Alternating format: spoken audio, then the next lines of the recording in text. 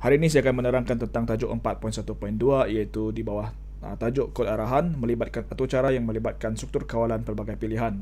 Untuk tajuk ini anda boleh rujuk kepada buku teks Asas Sains Komputer tingkatan 1 pada muka surat 96 hingga 98. Jadi sebelum kita masuk ke dalam atur cara struktur kawalan pilihan, anda perlulah tahu bahawa terdapat 3 jenis struktur kawalan pilihan yang ada. Anda sudah belajar tentang perkara ini dahulu, iaitu kita ada pilihan tunggal, dui pilihan dan pelbagai pilihan. Di sini yang penting adalah anda perlu melihat kepada cara tindakan itu dikeluarkan dan berapa banyak tindakan dikeluarkan, dan lihat apa yang berlaku apabila syarat itu dipenuhi atau tidak dipenuhi. Sebab itu yang membezakan ketiga-tiga jenis kawalan pilihan ini. Sesudah anda faham tentang cara syarat itu dipenuhi atau tidak dan jenis tindakan yang boleh diambil dan apa yang berlaku, anda bolehlah mula membuat satu atur cara. Okey, tapi kita mulakan pembuatan atur cara dengan biasanya menggunakan pseudocode. Oleh itu, apabila anda ingin membuat satu pseudocode, anda perlulah tahu bahawa anda perlu menggunakan perkataan if dan else. Ini adalah dua pilihan yang sering digunakan dan dalam buku teks ditunjukkan bagaimana kod-kod ini digunakan untuk pilihan-pilihan tertentu. Contohnya untuk pilihan tunggal, anda cuma menggunakan perkataan if. Dan pilihan if ini akan digantikan dengan perkataan jika dalam bahasa Melayu. Dan kalau anda menggunakan dui pilihan, ianya adalah if dan else. Dan kalau anda menggunakan pelbagai pilihan, ianya adalah if, else if dan else. Jadi untuk ingat ni senang sebenarnya, sebab kalau anda menggunakan if, maksudnya cuma satu pilihan. Okay? Jika benda ini berlaku, itu saja yang tindakan yang akan dibuat, tak ada tindakan lain. Tetapi jikalau anda mempunyai dua pilihan, ianya adalah dua pilihan, maksudnya jikalau A berlaku, anda buat tindakan A, tetapi jika A tidak berlaku, anda ada pilihan B. Maksudnya ada dua pilihan. Jadi anda tidak perlu risaulah. Jadi untuk if else ini senang. Kalau A tak dapat, B akan dibuat. Tetapi untuk A ataupun pilihan yang pertama, jika A dibuat dan tidak dilaksanakan ataupun tidak dipenuhi, maka tidak ada tindakan lain yang akan dilakukan. Dia akan keluar daripada sistem.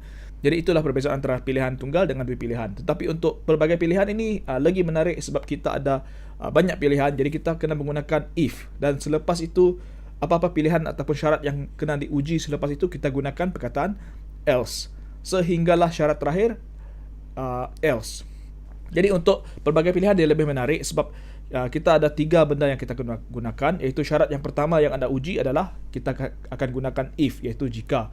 Tetapi selepas itu kita akan gantikan dengan jika seterusnya dalam pseudocode. Jika sehingga anda sampai kepada pilihan yang terakhir, baru anda gunakan else if, iaitu maksudnya pilihan tak ada pilihan lain yang dipenuhi, dia akan pergi kepada pilihan yang terakhir. Okay, kita lihat pada contoh pseudocode seperti dalam buku teks. Anda lihat penggunaan if dan else dalam penulisan pseudocode ini untuk memaparkan kenyataan mengenai umur pengguna. Maksudnya dalam sistem ini, anda masukkan umur, lepas itu sistem itu akan secara automatik mengesan anda dalam kategori siapa.